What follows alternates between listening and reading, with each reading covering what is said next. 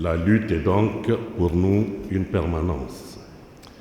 La nation, ensuite, elle renvoie, en l'occurrence au Niger, mais aussi au Mali et au Burkina. Nous y vivons depuis plus d'un demi-siècle. C'est une entité qui nous façonne par le vécu commun, par l'histoire, par la culture, par la conscience d'avoir un avenir commun. C'est une entité qui évolue et avec laquelle nous évoluons en même temps que nous la consolidons. La nation est, elle également, une construction permanente. Je voudrais aller tout de suite au concept de souveraineté. L'option est ici claire, c'est la souveraineté. Il n'y a pas de choix possible. Mais qu'est-ce que la souveraineté? D'un point de vue individuel, la souveraineté, c'est n'accepter aucune autorité au-dessus de soi que la sienne propre.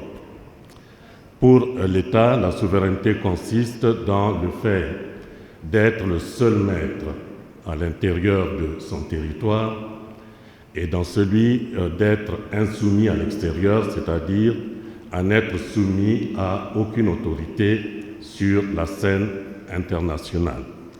Mais la souveraineté est un concept qui se décline en plusieurs aspects. Je ne m'attarderai pas sur les différents aspects, qu'il me suffise de les citer. La souveraineté énergétique, la souveraineté alimentaire, la souveraineté monétaire, la souveraineté économique.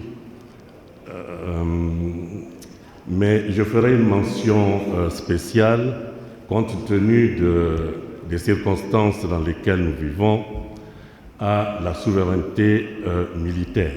J'entends la dernière acception de la souveraineté, c'est la souveraineté intellectuelle.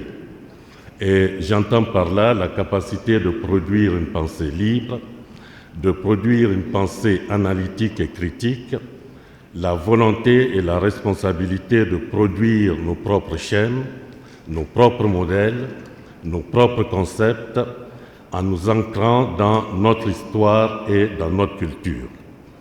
La souveraineté intellectuelle est le fondement ou encore le socle de toutes les dimensions de la souveraineté.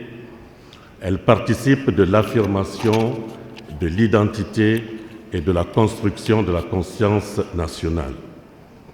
Le pire ennemi de la souveraineté intellectuelle est le pastichage et la reproduction servile des modèles étrangers qui mènent, pour reprendre les termes de Cheikh Anta Diop, à un avortement culturel et irrémédiablement à la mort de la culture nationale authentique, à la fin de toute vie spirituelle et intellectuelle profonde.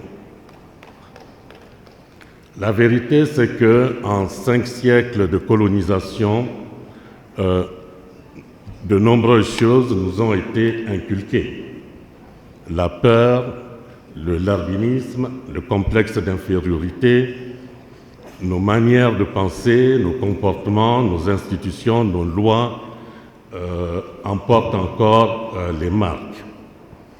La souveraineté exige que nous descendions au plus profond de notre être, que nous explorions les coins et les recoins de notre subconscient pour en extirper les complexes et les servitudes.